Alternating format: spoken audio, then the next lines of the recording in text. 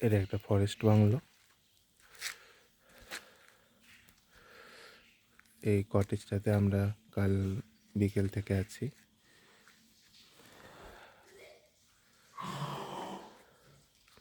অসাধারণ পরিবেশ, অসাধারণ আবহাওয়া।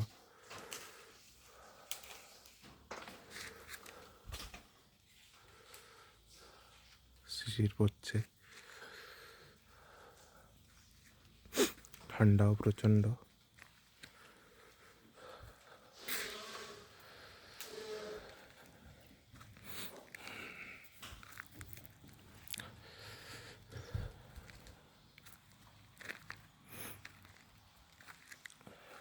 এখানে কেয়ারটেকার বলছিল প্রায়ই এখানে বাঘ আসে।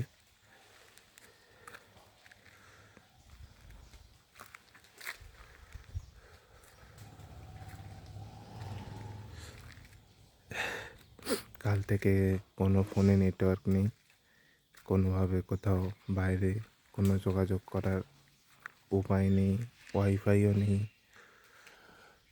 ইলেকট্রিসিটি আছে,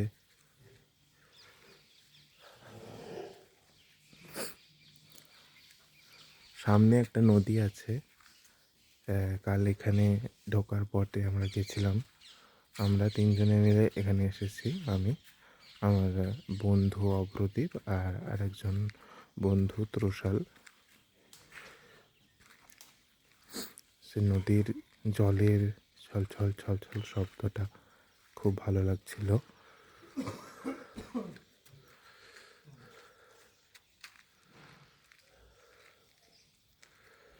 गुड मॉर्निंग। हाँ एकदम থাম গাছ। এখানে ফেন্সিং করা আছে যাতে জন্তু জানোয়ার না ঢুকে পড়ে, কিন্তু সেটা খুবই পুরনো আর ভাঙা।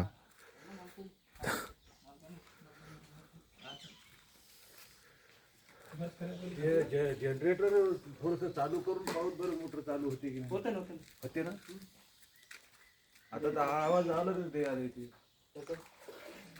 কালকে এখানে কেয়ারটেকার বলছিল कल ऐसे बहुत मन करता है कि टाइगर देखने को मिल जाए।